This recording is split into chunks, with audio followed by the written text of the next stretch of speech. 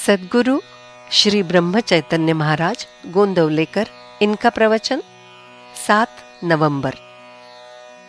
साधना निष्काम बुद्धि से और सावधानता से करनी चाहिए। भगवान से जो अलग नहीं रहता वो मुक्त ही है। मैं भगवान का हूं, ऐसा कहने पर ही बद्धता समाप्त हो जाती है। मैं न होकर वो है, ये जान लेना यानी मुक्तता प्राप्त कर लेना है। देह में रहकर देहातीत रहता है वो मुक्त। राम करता है ये जानता है वो मुक्त। मेरा मेरा कहकर हम बद्धावस्था लगा लेते हैं। बद्धता का आवरण निकाल दें तो हम मुक्त ही होते हैं। मेरे मन पर किसी भी बात का परिणाम नहीं हुआ और मेरा संतोष कायम रहा तो ये मुक्तावस्था। मेरे जैसा पापी मैं ही हूं, ऐसा हम अपने मन से ही तय कर लेते हैं और दुखी होते रहते हैं। मैं अब किसी का नहीं, केवल एक भगवान का हूं, ऐसा कहें और दुनिया में अभिनेता की तरह बर्ताव करें। वास्तव में हम पर माया का भूत सवार हो जाता है। भगवान के पास माया ये छाया की तरह होती है। माया का नियंता जो भगवान है, हम उसके होकर रहें। फिर माया सच्ची नहीं, ये समझ में आता है। माया को पहचानना यानी विवेक, और भगवान रखें उसी में संतोष मानना, ये वैराग्य। पाप पुण्य ये मन के धर्म है।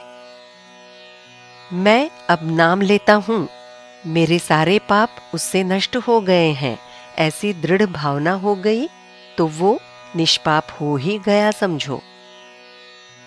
4 लोग करते हैं इसलिए साधना करके नहीं चलेगा। साधना में दृढ़ भाव होना चाहिए। साधना करनी है तो वो योग्य मार्ग से होनी चाहिए। वो बिल्कुल निष्काम होनी चाहिए। बुद्धि भेद करने वाले लोग दुनिया में हमेशा होते ही हैं, परंतु साधक ने अपना बुद्धि भेद न हो इस ओर जागरूक रहना चाहिए।